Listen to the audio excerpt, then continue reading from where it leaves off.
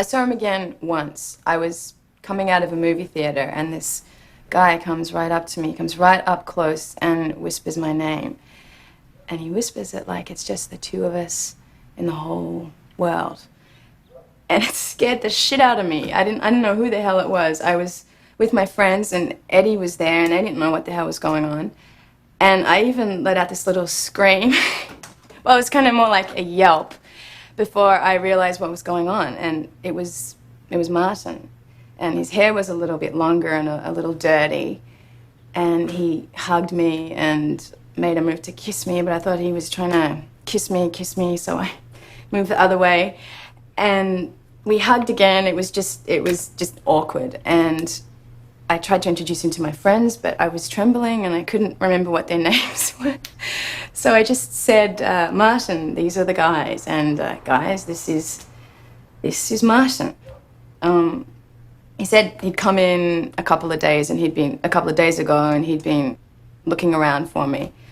And he said it with a little bit of reproach, and I just said, well, I'm listed. And then I realized that he hadn't changed. He was just the same. He was Martin. In fact, he was even more like himself than I remembered. And he said that he was leaving the next day at night, and could we meet for breakfast? And I said, definitely, call me. So I wrote down my number on this ticket, and I gave it to him, and he said, I'll call you at 8, which, I thought was kind of early, but I didn't say anything. And as I was walking away, I knew that it wasn't going to happen. He would call, but I wouldn't be there because I was going to spend my first night with Eddie. Yeah, I made up my mind about that. Eddie and me. And what I remember most was how short Martin looked when he was walking away. You know how he has those hunched over shoulders and the long arms and his hairy hands. He's got a hairy back too. When we first had sex, I remember brushing the hairs on his back with my fingers. That stayed with me, that and the smell. The smell of a man can stay with you for at least two or 3 days after sex. That and his breath. And then when you kiss again, it's a strong feeling when you recognize the smell. It's strange and it's delicious, I guess.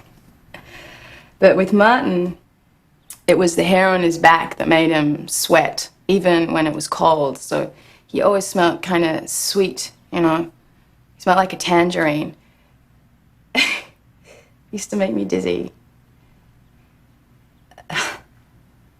Nobody smells like Martin.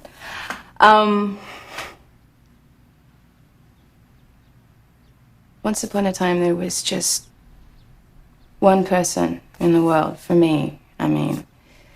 He was it, He was the fucking world. His mood was my mood. Whatever he wanted, I wanted. Whatever that was.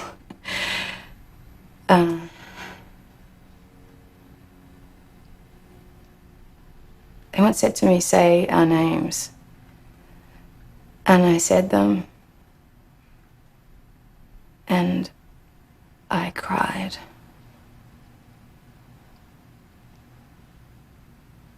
Time is ruthless, isn't it?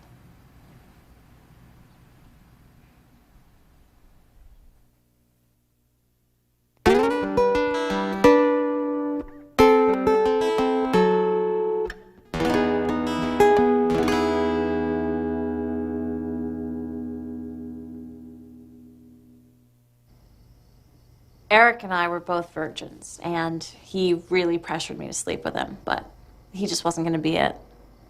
He just wasn't. I don't know, he was a good boy and handsome as the devil, but I just didn't think he was the one. So when I broke up with him, I already had Simon waiting in the wings.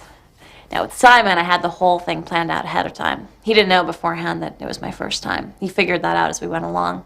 I think he was a little bit surprised. It was my present to him for good behavior. His mom was away for the week, so we went to his house. She was an older woman and hard of hearing, but friendly. She liked me. I mean, it hurt, of course. But you can also tell right away you're going to end up really getting into it. While we were making out in his bedroom, I couldn't stop thinking about what was coming up next. I wasn't thinking about him at all, or about us. I was just thinking about myself. Then we stopped kissing and took off the rest of our clothes and just lay there naked in front of each other, holding hands. And then he touched my breasts with the back of his fingers. And he looked at them with this look that I will never forget. It was like a baby playing with your face. It was. I don't know how else to describe it. He was barely breathing. I liked that very much. The look on that boy's face, looking at my breasts, is the best sexual memory of my life. When he started to get inside me, it was tough. I mean, it took forever. And once he stopped and he asked me if I was all right, my eyes were closed, and I said I was, and we should go on. I opened my eyes and I looked at him. He was like a complete stranger for a moment.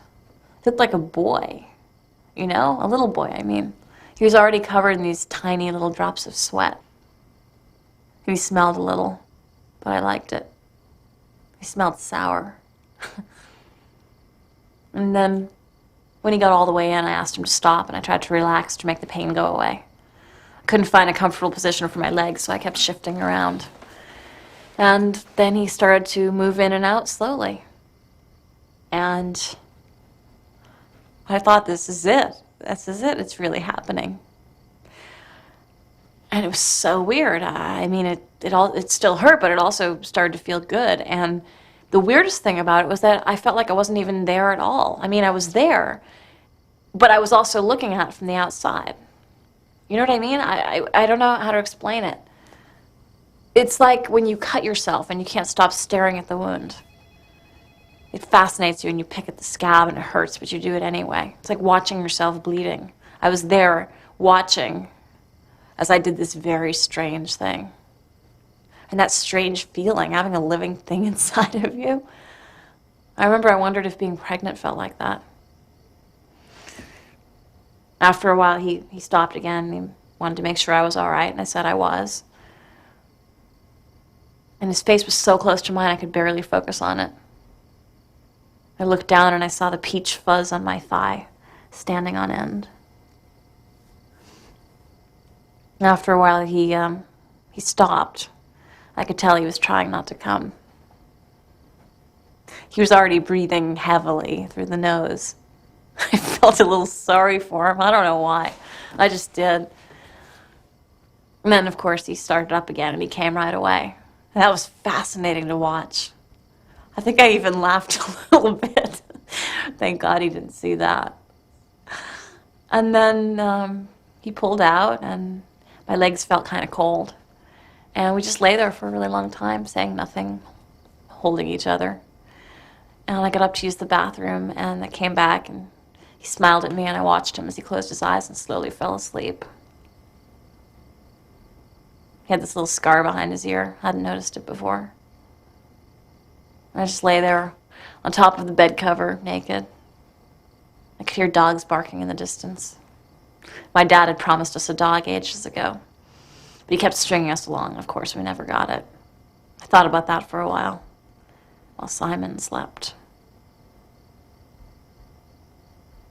And then I had this really strange feeling as I was lying there. I just thought, I don't want him to ever wake up. I don't want to hear the sound of his voice anymore. I don't want him to kiss me or touch me ever again. I don't want him to even remember what happened this afternoon. I don't know what came over me. I just wanted to get up and leave before he woke up. And I closed my eyes and told myself to chill. And then I started to think about my mother. I thought, Jesus, what a time to think about her. I really wanted to think about something else. And so I took a deep breath and I said, okay, just relax. And I tried not to fall asleep, but I did. I fell fast asleep. And I had this really weird dream.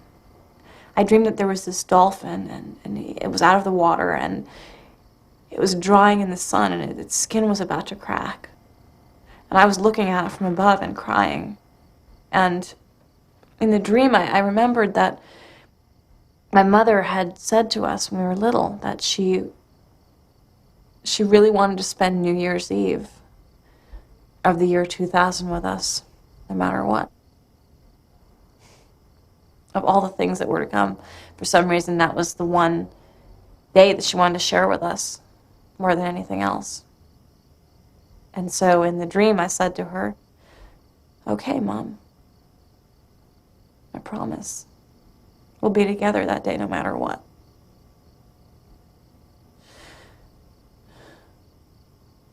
And I was thinking about that later on when I was walking home. And how I wanted to tell my sister about it, about the dream. I mean, we're twins, and ever since my mom died, we always tell each other when we dream about her. It's a deal we made. I mean, I knew, of course, she'd want to hear about the rest of my afternoon, too, but I wasn't really thinking about that anymore. I wanted to talk about the dream. That was what I wanted to tell her. I wasn't thinking about Simon anymore.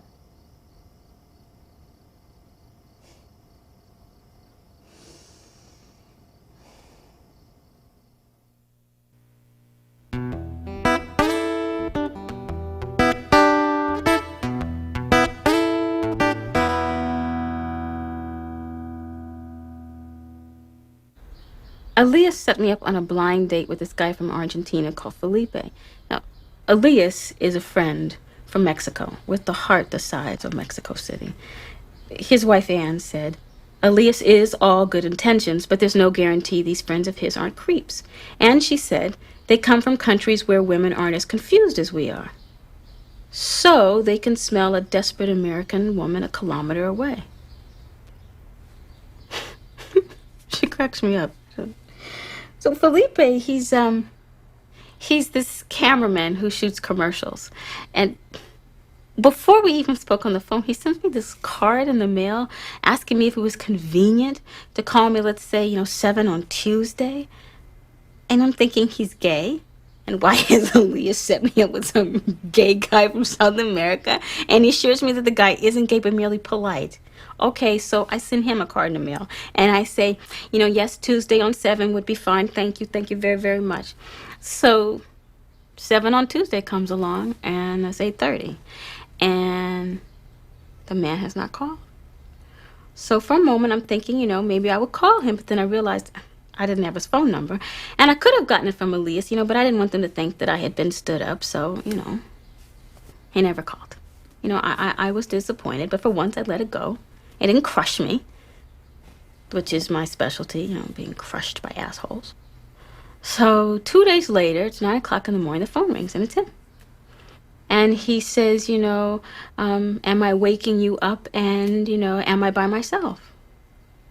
Am I by myself? He then tells me this story about how he was shooting a commercial the day before he was supposed to call me, and they shot until 10 o'clock the following day, and he slept for 20 hours and blah, blah, blah, blah, blah, and, can I ever forgive him? And so he wants to go out, to meet that same night. And so, he offers to pick me up, and I said, that I would prefer to meet him, and so we agreed to meet at Jerry's Deli at 7:30.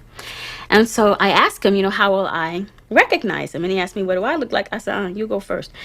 And so he says that he has, sandy brown hair, and he's tall, and that some people confuse him sometimes for a young Keith Carradine. I don't remember what a young Keith Carradine looks like. I don't tell him that. So then he asked me, what do I look like? I said, you know what? Don't you worry about it. I'm going to find you. So then I pretend like I'm late for work or something, and so I can get off the phone. But before that, he says that he plans to pay for dinner. That in Argentina it's a custom, and do I mind? And that, in this country here, they're very, very confusing. You just want to clear that up right up front. I say, all right, and But after I get off the phone, I feel bad because I feel somehow I had been had. He's polite in a way that makes you feel cheap. And so now I'm on the defensive, and I'm mad at myself, and I don't know why. So anyway, I rent 2 videos of Keith Carradine, and I like what I see, but I have to keep reminding myself when I'm watching them that it is not the real Keith Carradine who I'm going to be meeting for dinner with tonight. It's only his Argentinian stand-in. So and then I thought I would call Elias and his wife and tell them that the guy had resurfaced and that we were going to go out tonight, but I didn't because they would feel happy for me and then I would feel like shit. So let's see. I exercised at afternoon, and then I wanted to take a nap, but I lie there unable to think of anything else except this dinner date, as if it was the only date I had ever.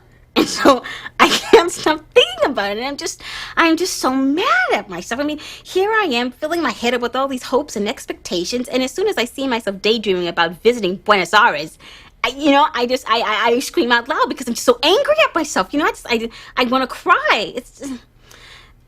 So eventually I did fall asleep. But then I had this dream that there were all these birds on my balcony. They can't fly. They're just jumping around like crazy. Like all over the place. And so some of them they're like they're pecking.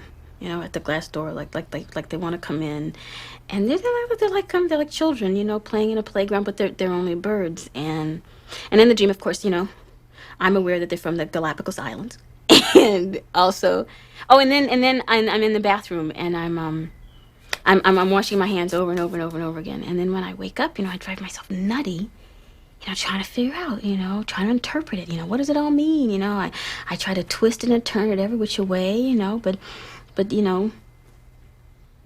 nothing happens, and then I try to call my girlfriend Carla because she's really great with dreams, but she's at some I don't know, Weight Watchers meeting or something like that, and in the afternoon, the dream just sort of fades away, because it's like somebody else's dream and it's stale and trite, and I realize that dreams are about getting to know yourself better. So that you can better yourself. I feel hurt, and I can't unwrap it or something. So then I shower and I get dressed real quickly, and I look in the mirror, on my way out, and I'm looking good, believe it or not. And then when I get to the valet at the deli, I'm so self-conscious, even when I get out of the car, I'm afraid to even look around for fear that he's, there, laughing, laughing at me. Laughing at what? It's Jesus, calm down. So I go into the deli, and there's the guy. It must be him. He's got sandy brown hair, he's tall, he's not particularly handsome, but, he's okay. And then there is something about him that makes me feel at ease, so I feel like everything's going to be okay. So I walk up to him and I say, Felipe. And he looks at me like he doesn't speak Spanish. And he says, no, sorry. And I feel like I am going to faint with embarrassment. The back of my neck and my ears are burning bright. And I turn around, trying to be real cool. And right in front of me, there's this guy by himself in a booth grinning and waving at me. He is so much shorter than I imagined, and he has jet black hair, and he's, grinning at me like, of course, he's been, watching me the whole time, making a fool of myself, and he's enjoying it a great deal, and he waves me over, and to make matters worse, of course, he's handsome. So, I convince myself not to collapse, and I pull myself together nicely, and I walk over to him, and we shake hands, and I say, you look nothing like Keith Carradine. You look more like Dudley Moore. And he laughs out loud, and, he takes it well. But we both know, he boned me good. He did. He did. And so, after I sit down, I realize that he didn't stand up. And it really bugs me. And I could feel myself, getting into a bad mood, but I'm fighting it off, So, he smells good. And, he has beautiful hands. I like that. That's my favorite part in a guy, hands. And then he orders drinks for both of us. He refrains from flirting with the waitress. I mean, she was flirting with him. I mean, but I could be, thankful for that. And then he says, so. And he puts both of his hands on the table and sits up straight like, what can he do for me? And so, I realized that I had been talking to him, but his English was flawless. So I asked him, so why is your English so good? And then he explains to me that his mother's Irish and that she sent him to bilingual school in Buenos Aires. And then as part of this background information, he says to me that his mother killed herself when he was 7, that she hung herself. And he mentioned it just like that, in passing. Well, I mean, that completely changed everything. I mean, not because of the suicide, but just because of how he mentioned it, so quickly. And then I asked him, if he had any other siblings, and he said no, that he was an only child. And he suddenly seemed deficient. I mean, yes, he was, charming and handsome, but he didn't, like he wasn't good enough. So then he started, drilling me with, those, date question talk things. And so, and I'm doing most of the talking.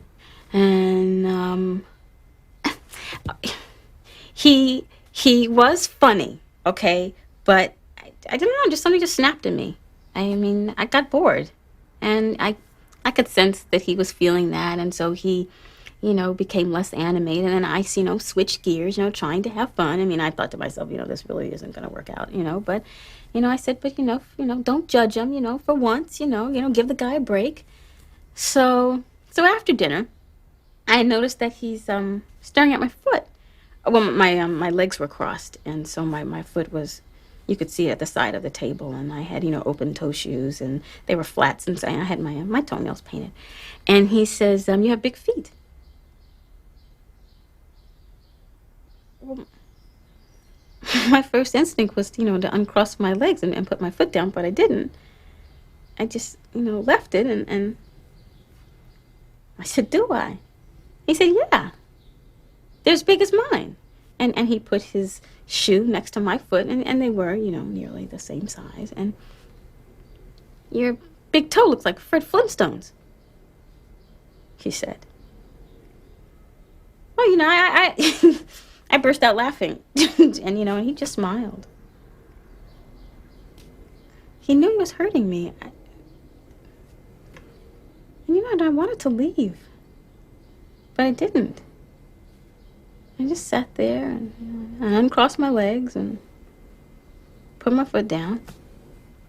And without saying a word, he waves the waitress over, and then he pays the bill in cash. And then we walk in silence to the door, and we hand the valet guy our tickets. And the valet guy said something to him in Spanish, and Felipe laughs, and he doesn't share it with me.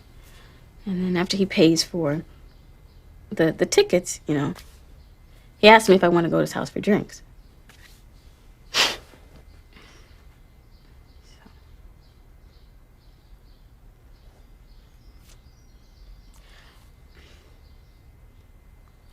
I followed him in my car. And when we get to his house, he puts on some videos of some things he filmed, and so we're looking at it in silence. He's looking at it very seriously, like he's, judging on a panel, judging someone else's work. And so we're just sitting there, and then he reaches over and he turns out the light. And so the light and the TV, it's the only light in the apartment. And we hadn't said anything, hardly since the restaurant. And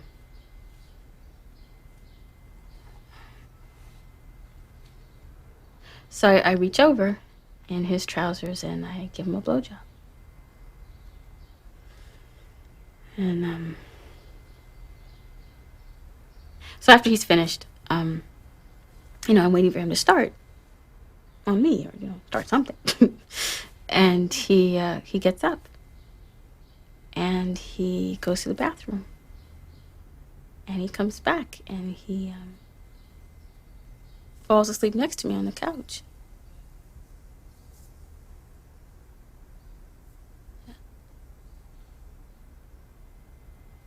I was almost angry, but I just lay there and I watched him sleep. Smell his breath. And then I fell asleep, and then he woke me up and told me it was time to go home.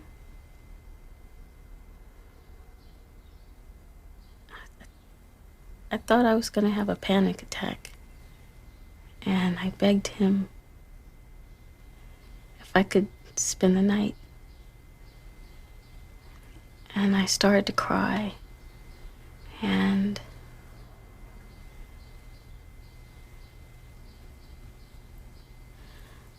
I begged him. I said, please, can I spend the night? And we don't have to have sex, I said. And I just want to sleep here. You can sleep on the couch. That's what he said. And so he went into the other room and he brought back out a sheet. And then he went back to his room and closed the door. And I turned off the TV and I lay there, trying to figure out whether or not he was asleep or not. And I could hear some music in the apartment next door, and some old lady laughing. And about an hour later, I got up and I checked his door, but it was locked.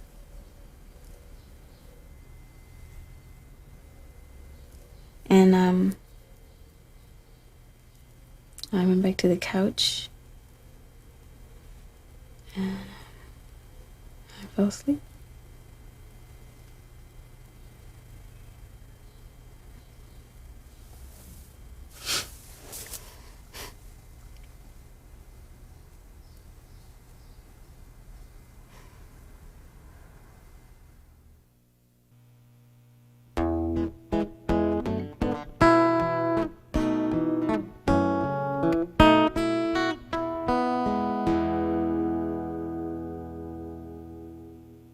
I was once on an airplane flying to the Yucatan, and the man next to me told me the story of his life in 2 hours. He was Cuban and the pastry chef at one of the big hotels in Cancun, and he was just coming back from a holiday in Miami where his daughter lived with his parents. And this man had been madly in love with a dancer from the Cuban National Ballet, and they'd been involved for about 7 years when they were young in Havana. And as she became more successful and moved up the ranks of the ballet, she had to travel abroad more and more often. And he said she became distracted by the trappings of fame and she left him. He said it crushed him and that he never recuperated. And he told me all this without an ounce of self-pity. He'd been married twice since then and had had many girlfriends, but it was never the same with any of them. He said that a man only loves one woman in his lifetime, and that any man who denies it is a liar. Love only knocks once on a man's door. Those were his words. He was a roly-poly man and balding, and he had chubby fingers and a shirt that was too tight with short sleeves. He was afraid of flying, and he drank the entire time we were on the plane, but he didn't seem to get drunk. He did stammer a little, and his forehead was covered with sweat. I mean, the parts weren't much, but the whole grew on you very quickly. After we'd been talking for a while, I got up to go to the bathroom, and he stood up just to see me off. And when I came back, stood up again until I was seated and buckled in my seat. That's a man you can remember. He never stopped talking about himself the entire time. And I always felt that he was catering to me. I mean, how did he do that? A couple of times I forgot myself and he caught me. just looking at him, not really listening, but just taking him in. If the whole thing was just a pickup routine, it was sensational. He deserved to get laid. It just goes to show you, it's not what a man says, it's how he says it. It's not the words, it's who you are. I mean, I was off to meet Mark at the beach for a couple days. But if I had been on my own, I would have made a play for this man in a heartbeat. I mean, you never know what might have happened. I might have turned out to be the one instead of that ballerina. He could have been wrong about her. When we landed in Cancun, he stood up and he shook my hand and he said his name. Crispin. Go figure. I went through customs and I lost him, but when I was waiting for my bags, I saw him on the other side of the conveyor belt, reaching for his and then walking away. And he looked lonely, carrying his hard little suitcase and dressed in his ugly shirt and lost in his own Cuban thoughts. I liked that. The next day, I'm lying in the sun poolside with Mark. He's a little bent out of shape because I hadn't put out the night before. Well, it's the last day of my period, and I don't like to until it's over. And I'd considered helping him out with something, and then I thought, no, let him stew.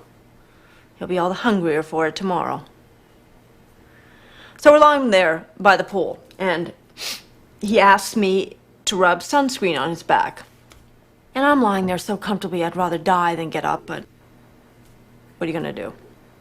So as I'm rubbing the sunscreen on his back, I notice that he's a little flabbier than before, and I mentioned it. He says nothing. Ah, yeah. And then I thought, am I the one in Mark's life? Am I the Cuban ballerina of his life? No. I knew I wasn't. I mean, when someone loves you like that, I'm sure you can feel it. It must be a cozy feeling, kind of like a hum that just warms you up inside. And even if you're no longer with that person, it must be something. I mean, I want to be loved like that.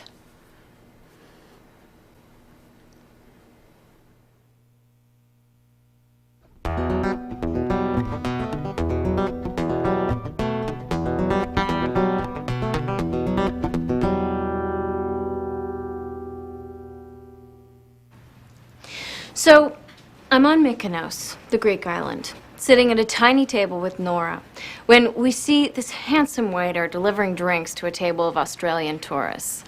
We're checking him out when another waiter comes out from behind the first one, and this one is even better. This one is tall, he's got light brown hair, broad shoulders, and hairless arms. He's pretty hairless for a Greek. He's carrying a tray with 2 tiny coffee cups on it, and the tray, which looks large in the hands of the other waiter, looks tiny in this guy's hands. I mean, his thumbs are huge, and his feet are big too. He's just big all around and lean like an American man, but he's less self-conscious. He's more comfortable in his own body than most American men are. He's wearing a white shirt with the sleeves rolled up and open halfway down, and the first thing that you notice about him are his collarbones. They're animal. They just jump straight up at you, like right in your face. So anyway, he comes up to our table, and Nora orders a mineral water, and I say, 2, please. And I just concentrate on getting a good look at him before he walks away. I noticed that the skin on his face is a little dry. One of his front teeth is chipped, and his lips are thin and a little bit cruel looking. Also, his eyes are a little close together, and I noticed that makes him look a little distracted. So anyway, he scratches his elbow once and he asks if we want anything to eat, in pretty good English. And Nora and I both shake our heads no, like 2 twin idiots, and he walks away without even getting so much as a good look at us. So then Nora puts some sunscreen on her nose. And as usual, her timing is perfect. Just as the waiter's coming back, Nora's stuck with a little dab of white stuff left on her nose, looking like Rudolph the reindeer on a Mediterranean holiday. So she's sitting there, and the waiter, without missing a beat, puts the water down on the table, reaches in with his middle finger, and removes the sunscreen from the tip of Nora's nose and wipes it on his apron. And Nora just laughs and says, "Oh, thank you," and pours her water like it's nothing, like Greeks are always touching her face. She's a good pretender when she needs to be, but I know inside she is just peeing in her pants. But I gotta hand it to little Miss Mouse. She pulled this one off well. So he asks where we're from in America, and I tell him we're from Southern California, and he says that he's been to Boston to visit family, but never to California. If he ever does come to California, he says, can he stay with us? It's a silly joke, right? And we can see it coming from 3 miles away. And we're two in an infinite number of cute tourists that he's talked up and will talk up with this crap. But, so he tells us a little bit about Boston, and he's talking mostly to me now. And I tell him that I know Boston, and so we start talking about Boston and leave Nora behind in the dust. He's not terribly smart, but who cares, right? I don't want him for the father of my children. So that was basically it at the restaurant. So then later on, Nora and I are taking a walk, and we see the two waiters, our friend and the other guy, sitting on this little stone wall smoking cigarettes.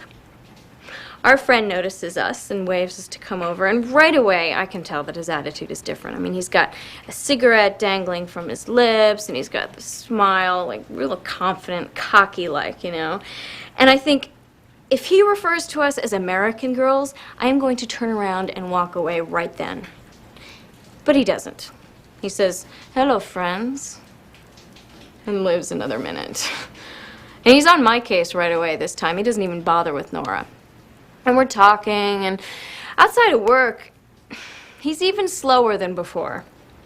Almost dim. But still, he's confident because I think he can tell that I'm an easy prey. How does he do that? So suddenly, I'm on the defensive. I can't even look him in the eye, and I'm trying to make the conversation between the four of us, but Nora and her waiter are talking in fast and furious Italian.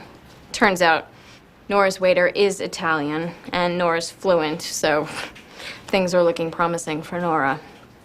So they get up and they start walking away, and my waiter, I still don't even know his name, my waiter and I just follow like two sheep. So we're walking in silence now, and he doesn't seem to mind that we're not talking to each other. He just lights another cigarette, and he starts whistling, and he doesn't look at me. And then Nora and her waiter come to an intersection, and they cross it, and my waiter takes a drag from his cigarette and pulls me over by the elbow to make a turn. I call out to Nora, and she turns and sees that we're going in a different direction, and she just waves goodbye and smiles, and her waiter turns and waves, smiles.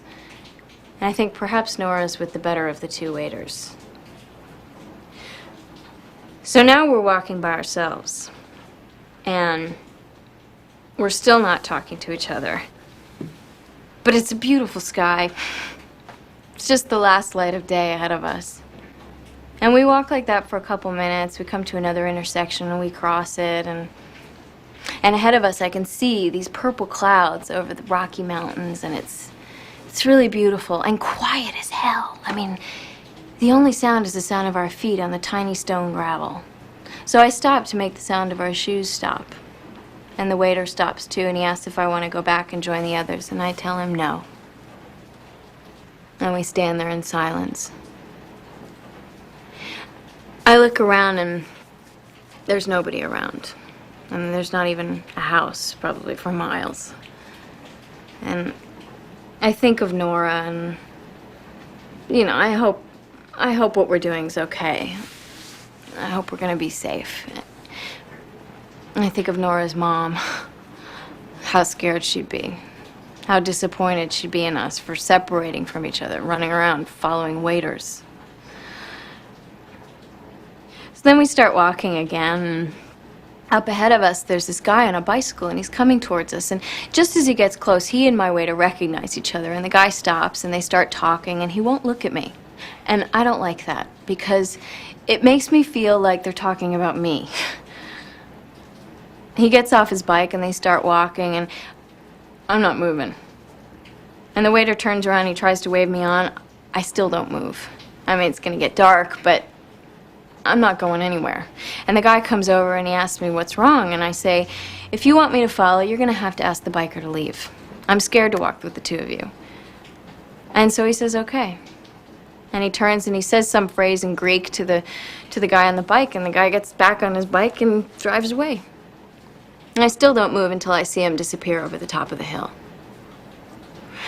And then the waiter comes over to me and he reaches for my hand, and I take it, and we walk like that, hand in hand, for a little while, like two little lovebirds. I mean, I don't know him from Adam, but it's comforting. And then I see this creature flying across the sky, and I'm not sure if it's a bird or a bat, but it makes me feel good again. It lifts up my heart. It makes me feel high. And the waiter turns to me and he says, you haven't told me your name. And I'm gonna lie, but I don't. I say it. Kim. And he nods and he smiles and doesn't tell me his name, and I like it like that. It makes me feel safe not to know his name. Now that we're holding hands, I can tell he really is taller than me. I have to walk twice as fast just to keep up with his gait. My hand feels tiny inside his, and I hold it in a little fist, and he cups it in his like it's an egg. And it's getting dark now. I look up and I can't even see his face. And then I have to pee. And I don't want to, ask him how much further it is. I don't want to talk about where we're going. So I just say, wait here, I gotta go pee. And I leave him on the road, and I go down into this field, and I'm heading towards this olive tree, like it's my own backyard. The ground is dry and covered with little stones, and when I get to the tree, I have to take the stones out of my sandals. So I'm crouching down, and I'm peeing, and I look up, and the waiter's standing on the road looking at me. And I can't see his face, but his silhouette reminds me of someone, and I can't think of who. But anyway, so I wave, and he waves. And I say, good boy. He can't hear me. And then just sitting there peeing and knowing that he's watching me makes me horny. And so I laugh, and he says, what's so funny? And I don't answer him. And then when I get back up to the road, I tell him, from now on, I just want you to speak Greek. No more English. Greek only. So he says, okay, in English. And we keep walking. And now we're going up a hill, and I'm following behind him. And I feel like a man in the Civil War being walked to his place of execution. And when we reach the top of the hill, he pulls me off the road, and we go down into this field where there's this small little house, like a little hut. And next to it, there's another one, like just to the right and a little bit further away. And as we're walking towards it, I decide to play a game with myself. I'm going to guess which hut we're going to. And I guess that it's the one on the right. So I run past the waiter, and I go up to the hut that I like, and I push open the door, and I step inside, and it's really dark inside. I can't see anything. And the waiter comes up behind me, and he gently pushes me inside, and he shuts the door. And as my eyes adjust, I can see that there's a bed in the corner of the room with white sheets on it and no pillow, next to a chair. And the room smells like dried flowers. He brings girls here all the time, and he fucks them, I say to myself. Girls like me. And then he sits down on the edge of the bed and he sits me on his lap with my feet dangling off him like a ventriloquist dummy. And we begin to kiss, and it's easy. You know, he kisses patiently. And now that I'm sitting down, I realize how tired I am, and I really just want to take a break and rest my head on his shoulder, but I don't want to stop and look at him. I don't want to see his face, you know, even in the dark. We lie back down on the bed, and I'm on top of him, and I feel even tinier. I feel like I'm shrinking. He gets out from underneath me, and he takes off my shorts and then takes off my underwear and pulls my t-shirt over my head. He caresses me with one hand while he takes off his clothes. And he takes off my sandals last, and that makes me feel more naked than anything else. I still have little tiny stones stuck to the soles of my feet. He makes a move to try to turn me over, but I want to stay laying face down, and I say so. I want him to do all the work. He does. We have a rhythm going. It's good. It's his rhythm, really. He's just bouncing off of me. I'm lying there with my head buried in the sheets and my arms folded underneath me, and I know in this position I'm not going to have an orgasm, but you know what? I prefer it. That way things won't change their color. And it goes on for a long time.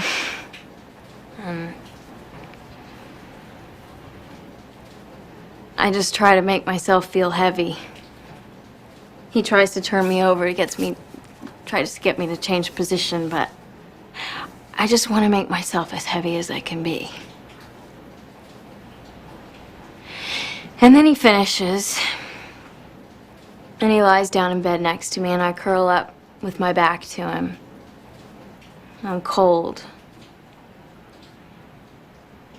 And I think of Nora, and I hope that she's okay.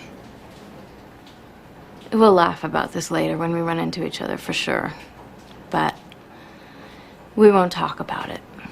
You know, what it was like for her, what it was like for me. But that won't be anytime soon, because I still have the walk back. It'll be shorter this time, because I'll know the way. We won't be holding hands. We won't see the guy on the bike or the purple cloud. I won't see the creature flying across the sky. And I won't stop to pee. When we get to the little stone wall, I'll tell him that I want to walk on by myself. We won't kiss goodbye. Just before I can see the restaurants and the bars, I'm gonna hear the voices. And I'm not gonna like that, because I'll know that I'm just moments away from all the bustle. And as I come around the last bend, the lights are gonna hit me like a shrill sound. I'll get to a table and I'll see someone I recognize, and I'll sit down without a word while someone else tells a story. And I'll watch the faces as they listen. Faces in profile, far away from home, with lives a lot like each other's. Nobody will turn to see me. And nobody will know where I've been.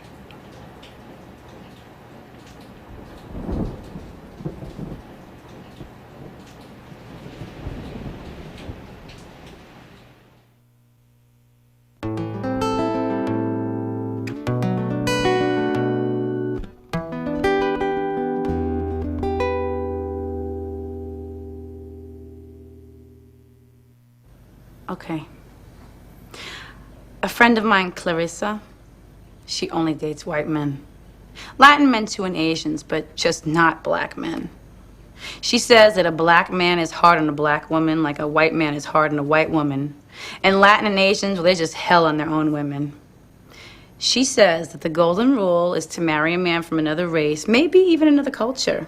The only exception is for a Western woman to marry a Japanese man. That is the very pit of hell, she says. Everybody has their own rules about men. You know, when I first met Philip, he ate with his mouth open, and he never covered his mouth when he yawned, and he yawns a lot. His shirts were always frayed, and the carpet in his apartment had this shiny patina on it that was just vile. His front door was never locked, and his dog had fleas, and there were ants crawling in his bathtub. He would listen to Al Stewart sing The Year of the Cat all day long. I mean, what is up with that? He was a boy until I came along and turned him around. And with me, he lost weight. He learned how to keep his fingernails short and clean, and how to shave properly, and to use astringent instead of cologne. I mean, I was the one who taught him how to iron the collar of a dress shirt and how much wine to pour into a glass. And I reminded him that in bed, it's rhythm that matters to a woman. And rhythm is what matters to me. These things and many more he learned from me. I mean, let him forget them with another woman, but he learned them from me. You know, I'll be fair, you know. I learned things from Philip, too.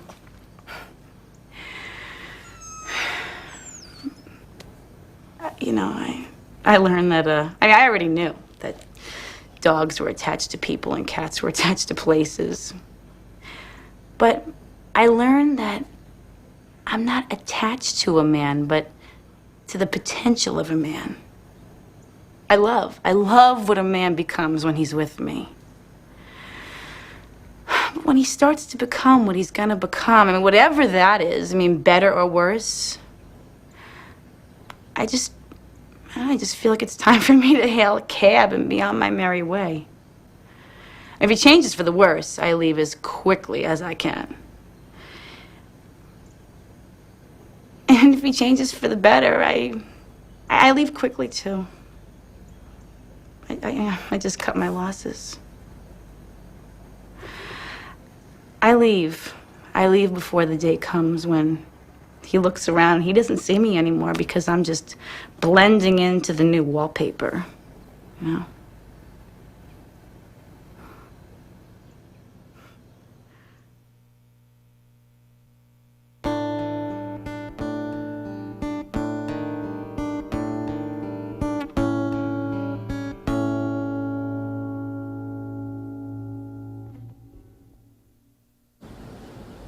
No, I mean, I've only been seeing Robert about, well, 2 years, but it's not like we live together or anything. Although he does sleep over most nights because he's very sexy and affectionate. Although he is very patient with me. I mean, he knows who I am. Like, when my dog died in April, yeah, I know people that aren't dog owners think it's silly, but that hit me really hard, and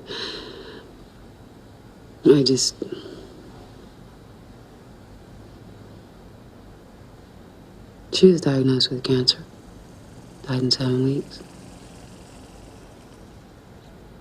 I mean, it's not an easy death.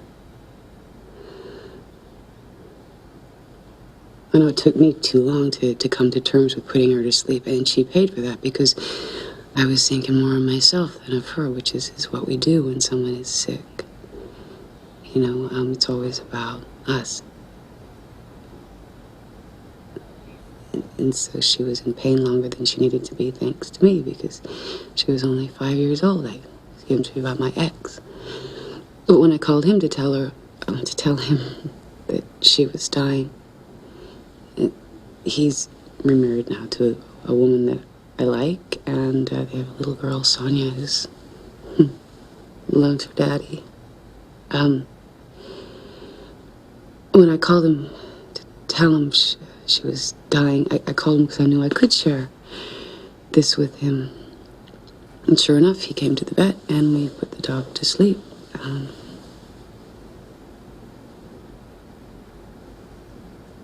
The exact moment going from sleeping to dying.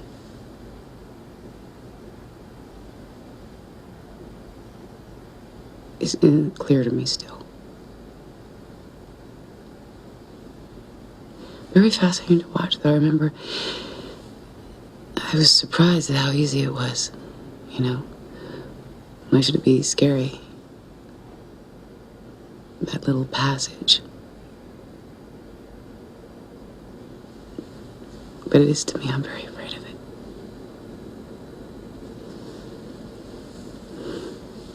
So after that, my ex took me for a cup of coffee. Which means we ended up spending the afternoon in a hotel together. But even when we were making love, I found myself stopping myself from doing things I wanted to do. I mean, I didn't follow my instincts. God, I was even more inhibited when I was married. Yep. I guess I didn't want him to think I had changed. But I have changed. A little bit. Although I'm still worried about pleasing him, that hasn't changed. So when I got back and Robert was there, I was happy that, I was relieved that he didn't belong to the part of me that put the dog to sleep. And the part of me that put the dog to sleep belongs to my ex.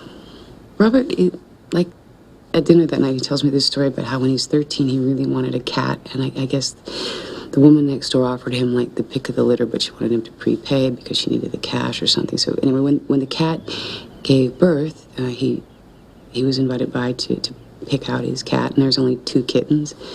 Well, he's trying to decide which one he likes best. He heard the sound of another kitten coming from another part of the house, and it turns out this woman was trying to hide it from him. I guess she wanted to keep it for herself, and it was white with blue eyes, which is very rare. And so, of course, Robert wanted that kitten, and they fought about it. But, of course, he ended up taking her home.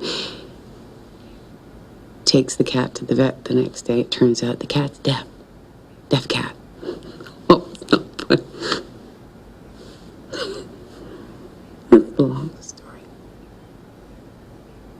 Robert is a good storyteller. He told it very well in great detail, very fatherly tone for my benefit, I guess, to share in my loss in some way. But I'm almost 4 years older than him, so when he was buying his deaf cat, I was 17 and pregnant and on my way to Oregon to have an abortion, and I was out for most of the procedure, so I don't even remember that much anyway. Except that that doctor was this older black gentleman, and his daughter was the nurse. He was very nice. He said, I don't want to see you back in here again. Make sure you don't come back for more. You're not driving home. But he sent me to this motel a block away where the man behind the desk gave me a discount.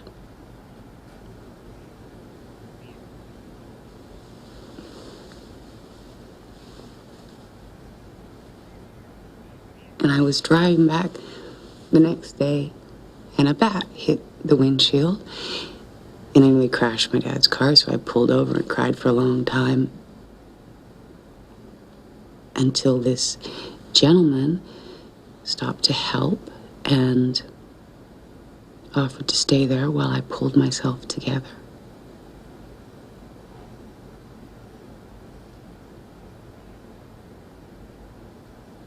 The whole time, he was staring at my breasts. Up to my eyes and back to my breasts. Just couldn't help himself.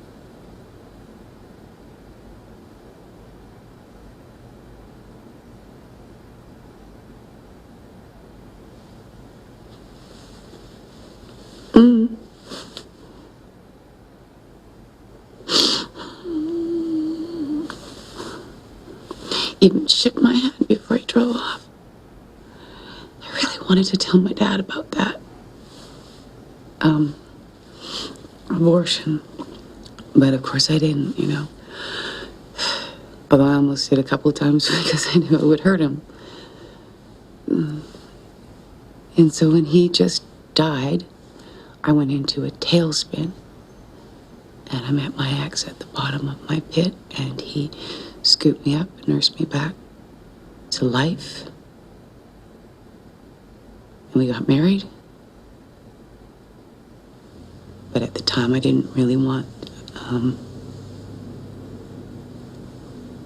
So 4 months before we got divorced, he got me my dog.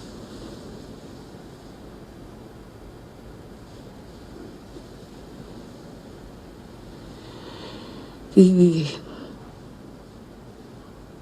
was thinking later that night at dinner that I really do love Robert. But he'll never be, what my ex is to me. My ex made my life miserable. Reminded me every day that I was a little shit. He used to tell me, "You little shit. You little shit, Deborah."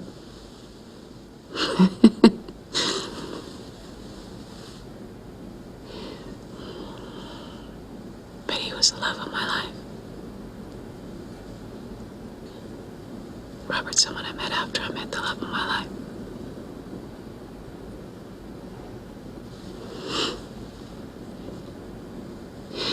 And I'll bounce back from this too.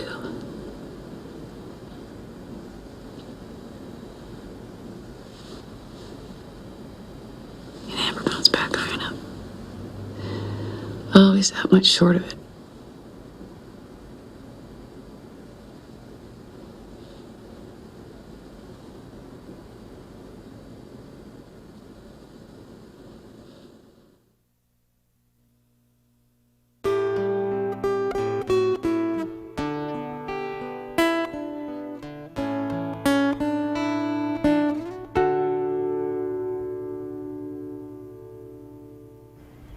I used to go with a guy who was a puppeteer.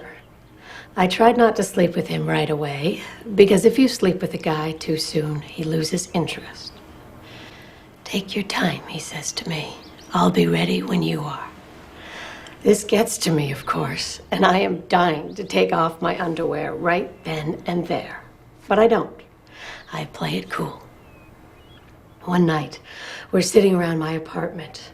He's talking to his brother on the telephone. I suddenly reach for his beer and take a swig. Then I drink the whole thing in one go. After a few minutes, I begin to feel the effects of the alcohol, and I know that the moment he gets off the phone, I am going to fuck him. It doesn't bother me that I'm about to cave in. It's the beer, and I know it, but it's okay. So be it, as they say. He was a funny guy, even in bed. I don't mean funny weird. He was fun.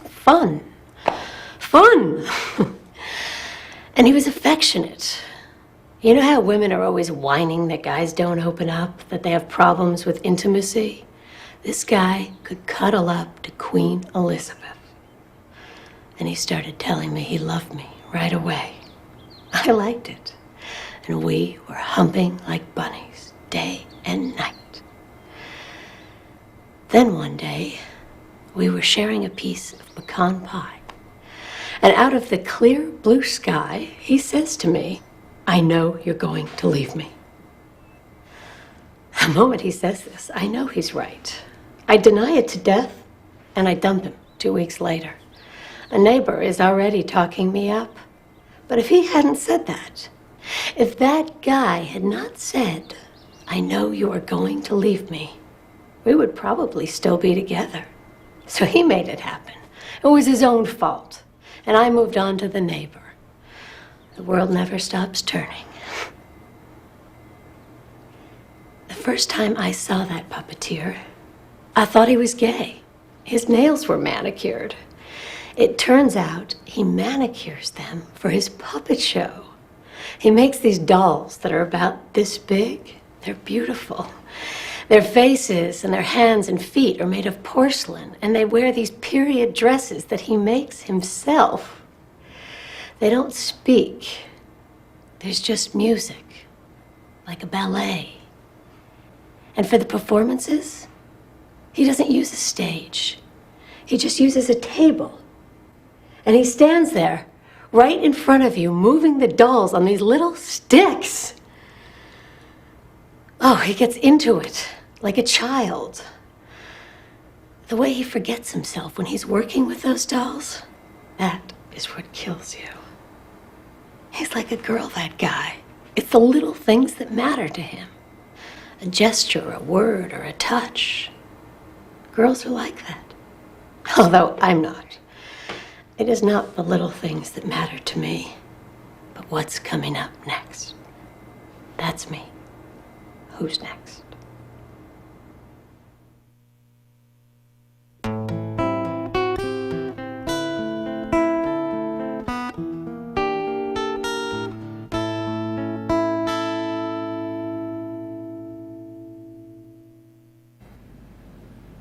I was married once for almost 4 years. My husband Albert was a mechanic with the U.S. Air Force, and he was 12 years older than me. We met through my cousin Lisa Lepore. He was a tall man, thin, with a long neck and a huge Adam's apple that jumped up and down when he talked and made it very difficult to not look at it. He was an awkward man, and he stooped like a large bird. He had the eye of a bird, too, but he was attractive. He proposed after 2 months, and I wasn't surprised. I saw it coming. We had the wedding and the whole thing. We got married on my mother's birthday, and if she would have been alive, it would have mattered to her, but it was just a coincidence. I think at first the marriage worked out well enough. I think I was pretty realistic about what two people could offer one another, and I never fooled myself with high expectations, you know, like women do. I was studying fashion design at a community college, and we had this little house that we rented from his sister, who was a cancer patient. It wasn't a bad house, but it was hot in the summer. In the summer, I tried to stay outdoors as much as I could. Whenever I think of Albert, and it's not often, always the same few things come to mind. First, his sister. She died 1 month to the day we were married. I remember it like it was this morning when he took me to meet her at the hospital.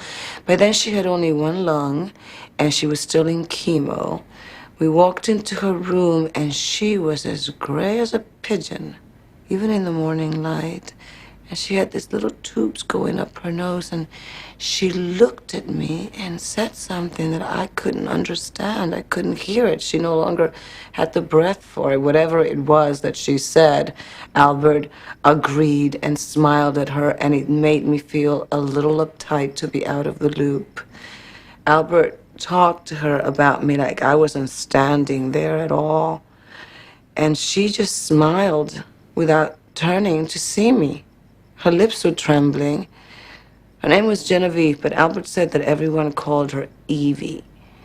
He told her that we were engaged, and he asked me to show her the ring. So I put up my hand, almost up to her face, and a ray of sunlight must have caught the solitaire and bounced into her eye, which made her squint.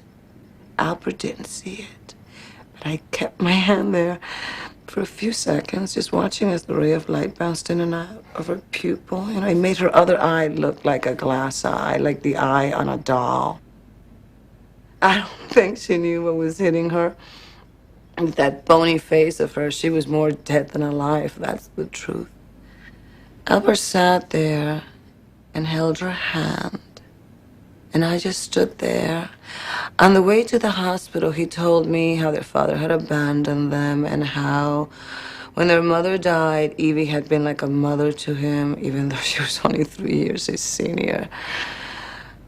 Seeing them in that hospital, looking into each other's eye, it reminded me of a magazine article I had read once about a brother and a sister who were separated at birth and adopted by different families who, as adults, met and fell in love. The families turned against them, and a court of law ruled that they could not get married or have children, so they committed suicide. He shot her, then hung himself. In those cases, it's never her killing him first, is it? I was thinking about that when suddenly Genevieve went into a fit of coughing. Albert just held her hand and waited for it to pass. I had never seen him look at someone like that before or after. They were close. The next thing I remember about Albert was our sex life. Albert was the first man I ever slept with. I had dated a few boys before him. The last one, Saul, was a beekeeper. He wasn't very bright, but he was a good kisser that I liked. I stopped seeing him when I met Albert, and I heard that he was crushed. Anyway, Albert was my first. I always felt that there was something a little strange about intercourse. And the thought of it always made me a little queasy, even as a child when I first started to put the pieces together. The first few times Albert and I slept together, only the pain mattered. And when the pain went away, I still didn't know what the big deal was about. And then things improved. The first time I had an orgasm during sex, I cried. I felt that it wasn't the kind of thing you should experience in front of another person, even if they are your husband. It was too private. That's the truth.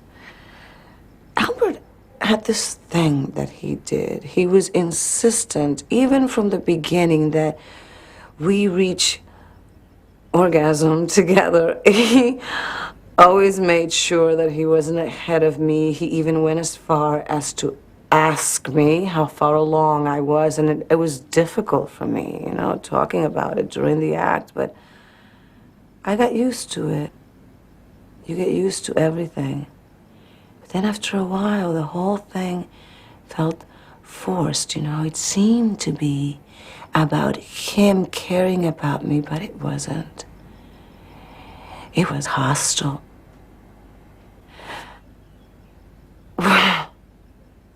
One time he did come before me. At that time, he just couldn't hold back. I said nothing, but I held him really tight. I embraced him, and we just lay there in bed for a while, and then I whispered to him, "I love you."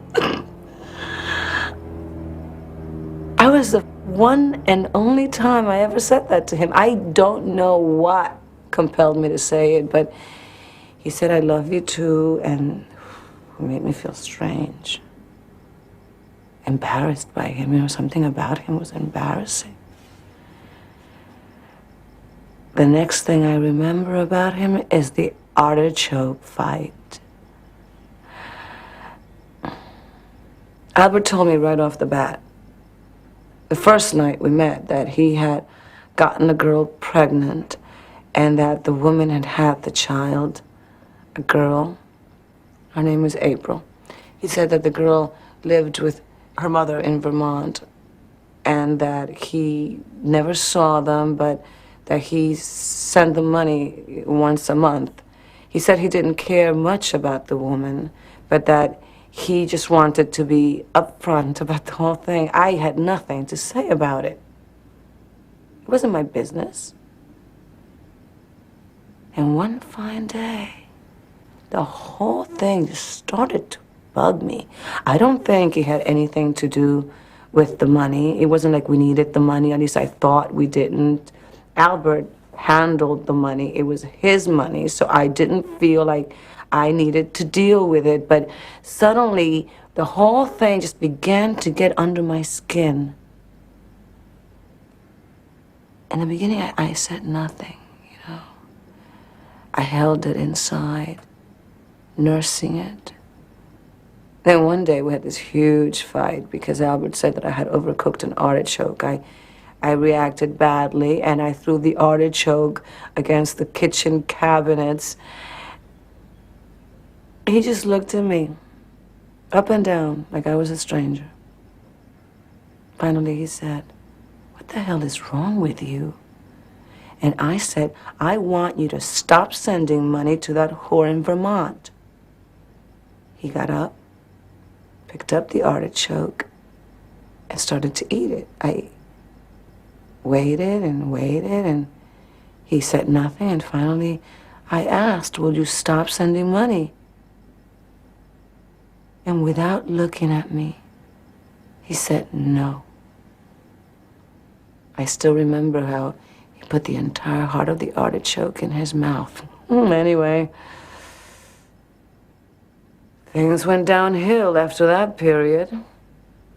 After the fight, a few days later, he took me out to dinner, and he was very patient and tender with me, and he wanted to talk about the whole thing, but I could already feel my whole interest in the conversation just fading away. I lied to him, and I said he was right, and I even asked him to forgive me. He was very pleased, and he smiled, that big smile of his, and after dinner, we walked to Elsie's ice cream for a special treat. During the walk, he held my hand, and it was the longest walk of my life. After that, I don't know what came over me. Every day that passed, Albert became more and more repulsive to me. The thought of him kissing me made me sick to my stomach. It was the little things I hated the most. You know, the little routines, like him clipping his toenails while sitting on the toilet, or we had this cat in the house that we inherited from his sister, and he would feed it pieces of canned sardine from his own mouth. And I never used to care, but now I had to turn away when he did it. I mean, even the sight of his empty shoes by the bed was unbearable. And I started to think of all the things in the past that he had done that had bothered me and that I had let pass. I don't know, little things. I can't think of them right now, but they all came back to me, driving me crazy. By that time, he had already quit the Air Force, and he was working in a hospital, doing maintenance. I was working for a tailor in Laguna. We never argued again. He even offered to stop sending money to Vermont, but I told him he didn't have to do that. That's what he wanted to hear, so that's what I told him. But when he started talking to me about having children, that was my cue. After months of avoiding the subject, he finally sat me down and confronted me with it, and I just told him loud and clear, I'm not having a baby with you. I think he was kind of expecting it, but still it hit him hard, and he cried, which he'd never done before, even when his sister died. I started an affair with an older man from Yugoslavia who worked security at the Coliseum. I didn't tell Albert, but I didn't make much of an effort to hide it either. And he never cracked up enough courage to ask me. The man from Yugoslavia, Goran was his name, he was all right. A little clingy. But after my life at home, my afternoons with him were like breathing pure oxygen. I think Albert was relieved when I finally left. The truth is, I can't remember many details about our relationship together, and the whole thing is just one big blur. Here's one thing I do remember. I don't think I've thought about it since the day it happened. The first night Albert took me out, he took me to see a movie. It was a rerun of Ben-Hur. He'd seen it many times before, but he said he'd see it again if I was up to it, and I said, why not? When we got to the theater, the movie had already started. We walked into the dark theater, and he held my hand as we walked down the aisle and groped around for some seats. Then he let go of my hand. And when my eyes adjusted in the dark, I could tell that the whole place was practically empty. In our same row, but all the way at the end, there was a Mexican couple who were kissing throughout the movie. They never once came up for air. After a while, Charlton Heston is chained up and dying of thirst, and Jesus comes over and gives him water, and I looked at Albert through the corner of my eyes, and I could tell that he was crying. His eyes were filled with tears, and I immediately thought it was kind of silly for him to be crying in a movie, and it was a red flag for me. Immediately, I said to myself, be careful with him. He's sentimental. Sentimental people are ruled by their feelings and are capable of anything. So I thought that the whole thing would go nowhere. But then when he proposed to me, I had already forgotten the whole thing. And I said yes. And we got married. It's funny. Whenever I start out with someone, I fill my head up with expectations. Later, when it's all over, I can't, for the life of me, remember what it was that I was hoping for. I mean, I remember stuff, but I can't remember who I was. The whole relationship is like this weird terrain, barren mostly, with 2 or 3 things sticking out of it that I recognize. 2 or 3 things sticking out like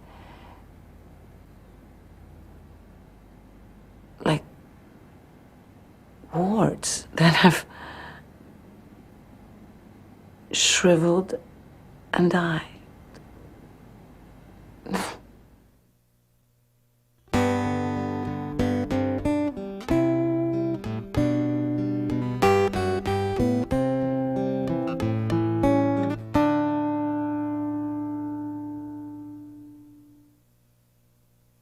There's been one man and one man only in my life, Roy. We were married 17 years when he died at age 46, 3 years ago last November. Of course, he wasn't literally the only one. There were quite a few before him and a couple after, but they've come and gone without a trace, without leaving a scar. No blood on the tracks, like my mother used to say. Funny thing is, before I met Roy, I never thought of myself as the marrying kind. My parents had a god-awful marriage. I think that kind of bad example can be a burden on children, girls especially. They never split up, but my mother told my sister early on that she never loved my father. She just said it like that, plain and simple. In the long run, that didn't do me and my sister any good, because love, like anything else, is learned, and learned at home, too. Like all the useful things and some of the terrible ones. From my father, we learned the most useful advice. Know yourself. That, and try to understand how others around you are feeling. After knowing yourself, that's the most powerful tool you can have, the imagination to understand others. It all sounds a little highfalutin, but it's just good, plain, useful advice. My father's advice. By the time I met Roy, I'd already been through a good number of boyfriends, and I was only 27. Some people would say too many, but how many's too many? And what's a boyfriend, anyway? Boys I kissed but didn't sleep with? My cousin Matthew? I've slept with him in lean years and good years, in sickness and in health. Never think of him for anything but that. Sometimes not for years at a time. Is Matthew a boyfriend or just a kissing cousin? He's got a 10-year-old daughter I've never met. And a wife I saw once at their wedding in Florida. Can't even remember if I liked her. After all this time, Matthew's practically a stranger, but I could sleep with him as easily as I could slip on a pair of shoes. Is Matthew a boyfriend? Who cares? The pattern with boyfriends, real boyfriends, was always the same.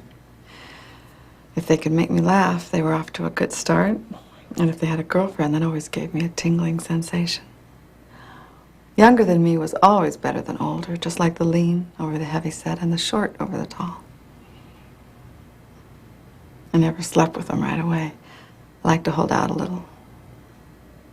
There's nothing more fun than discovering a person's sexual personality.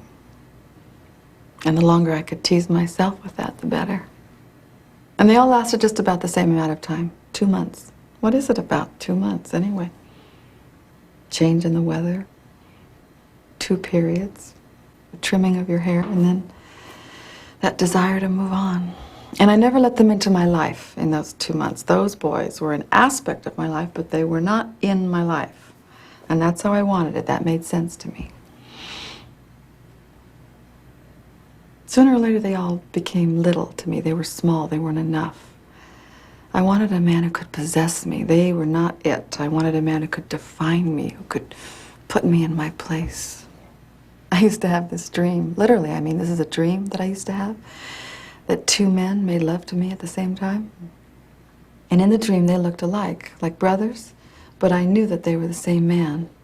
They were both short and handsome, 5 o'clock shadows, and they were effeminate. But in the dream, that was okay. I liked that. They had manicured nails. And while they're fucking me, that's no other way to put it, they only look at each other and never at me. And it's the fact that they only looked at each other and never at me that turns me on in the dream. It's what makes the dream so hot and vivid, unforgettable. That and the smell of flour. Their hands smell like they've been baking. I had that dream for years, since I was 14. Never told a man that dream, not even Roy. Some things you can't share. And you know what? In the dream, it's not those men who are the strangers. I'm the stranger. In the dream, I'm a blank, and I love that. In the dream, I'm free of the need to be understood and the desire to share. I'm a blank. Those men are ravaging me and being had. I always knew that dream was about wanting to be worthless, about wanting to be nothing. None of us matters anyway, and the things that can help us to realize that, to face that, they're a great relief. What I learned from my husband Roy wasn't love. I knew love already. I loved my sister. I loved my father. I loved my mother with the kind of love that mothers and daughters have for each other, that mother-daughter thing. Roy gave me roots, and he gave me wings. My family wasn't roots. My family was an anchor. And I had no wings before Roy. All I had was the burden of my dreams. Roy taught me to build a bridge between my dreams and who I am. Let me say that again. We must build a bridge between our dreams and who we are. That's why most people never find love, because our dreams get in the way. Love is about acceptance. It's about settling. Settling is the real triumph of love. It's easy to love a great man if you can find one and if he loves you. But real love for real people, that means loving despite. My friend Charlene, she left a man because he bought too small a dog. And Sylvia left because a man was too quiet. Joan bailed because he huffed and puffed during sex. Christine left a man because his feet were too white, and Sonia left because he wouldn't diet.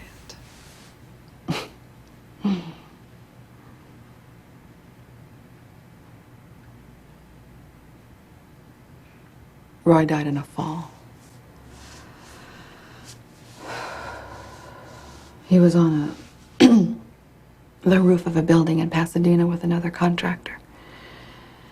He stood too close to the edge, and a gust of wind caused him to lose his balance. He fell 16 floors. I always thought that was the worst kind of death because you have the time to realize what happened and to hate yourself for it. You did it to yourself, and you have ample time to realize the horror.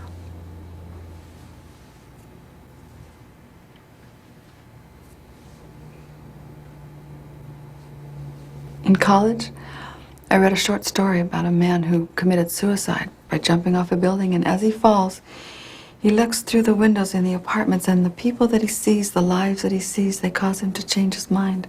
He wished he hadn't jumped. Well, I didn't like that story even back then because I knew that regret was a woman's field. I mean, you're writing a story about regret and your hero is a man. You got it all wrong. Regret is a woman's field. That and disappointment in those fields, we make $1.50 for every dollar a man makes.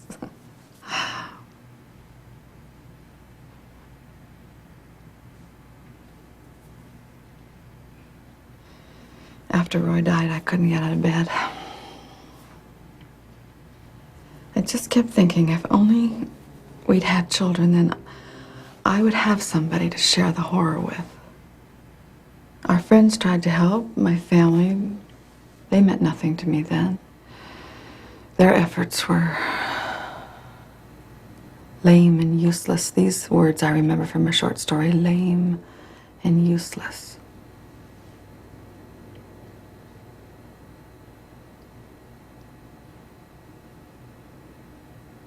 And then something happened. I woke up one day and I went back to work. I came home. And the next day I went to work again. And one day followed another. And another. And before you knew it, I was okay.